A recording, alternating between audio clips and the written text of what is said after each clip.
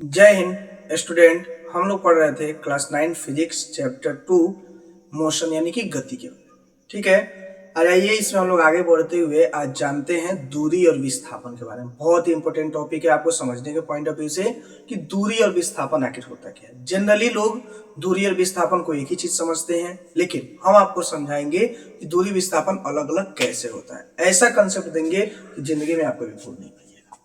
देखिए, तो सबसे पहले दोनों का डेफिनेशन देख लेते हैं। किसी गतिमान वस्तु द्वारा एक निश्चित समय में तय की गई संपूर्ण पथ की कुल लंबाई को दूरी कहते हैं।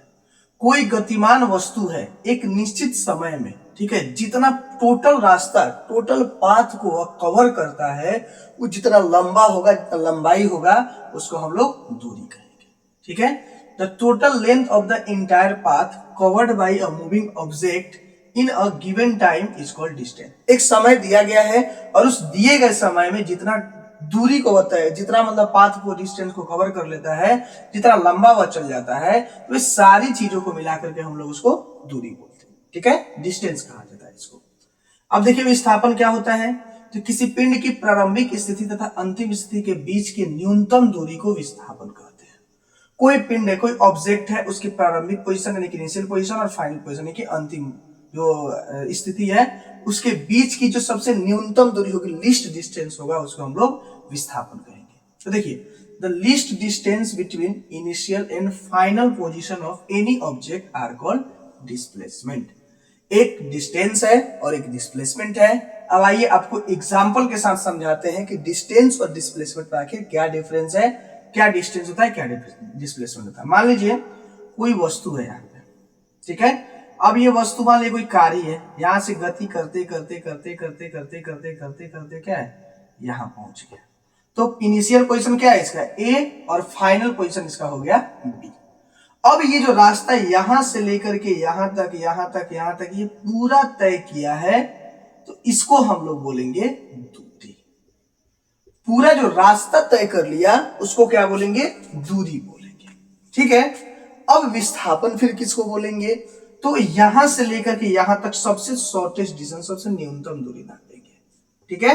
अब न्यूनतम दूरी जब हम नापेंगे तो हमारा क्या होगा, न्यूनतम यहां से लेकर यहां तक जाने में आपको क्या आसान पड़ेगा, यहीं से घूम घूम के यहां तक पहुंच रहा है, बहुत दूर पड़ रहा है। लेकिन यहां से अगर आप सीधे यहां तक पहुंच जाइएगा तो ये दूरी क्या हो गया, न्यूनतम दूरी हो गया। तो जो न्यूनतम दूरी होगा इसी को क्या बोलेंगे हम लोग, विस्थापन बोलेंगे। क्या बोलेंगे, विस्थापन बोलेंगे। तो जो सबसे न्यूनतम दूरी है, जो लीस्ट डिस्टेंस है, इसी को हम लोग विस्थापन कहते हैं। और जो पूरा उसका इंटायर लेंथ है, यानी वस्तु जहां से जितना तक चला वो सब क्या हो गया, उसका डिस्टेंस हो गया। अब मान लीजिए कोई वस्तु अगर स्ट्रेट लाइन में चल रहा है, यहां से लेके यहां तक हुआ, यहां से यहां तक एकदम सीधा चला गया, तब कहिएगा कि वस्तु का दूरी क्या होगा, वस्तु का विस्थापन क्या होगा। तो यही दूरी भी होगा और यही विस्थापन भी।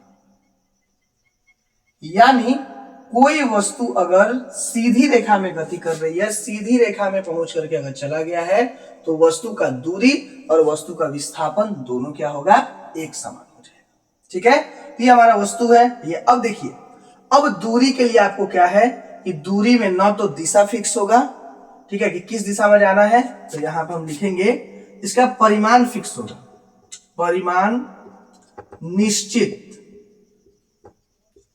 और दिशा जो होगा इसका अनिश्चित होगा। दिशा क्या है, अनिश्चित है। ये किसके लिए काम कर रहा है, दूरी के लिए। अब कैसे, तो देखिए यहां से पता है कि ये नापेंगे, स्केल से नापते जाएंगे, मान लीजिए हो गया 5 किलोमीटर, तो परिमाण क्या होगा इसका, 5 किलोमीटर फिक्स हो गया कि 5 किलोमीटर यहां से यहां कवर कर, तो 5 किलोमीटर कर पा रहा है कवर। दिशा अनिश्चित, अब दिशा का अनिश्चित, तो देखिए यहां से यहां गया, फिर ऊपर गया, फिर यहां गया, फिर ऊपर गया, फिर इधर गया, फिर हर एक पॉइंट पे इसका क्या है, दिशा कुछ ना कुछ बदल रहा है, कुछ ना कुछ अलग अलग हो रहा है। तो इसीलिए बोले कि इसका परिमाण जो है निश्चित है और दिशा क्या हो गया, अनिश्चित हो गया, यानी कि दिशा इसका अनिश्चित है।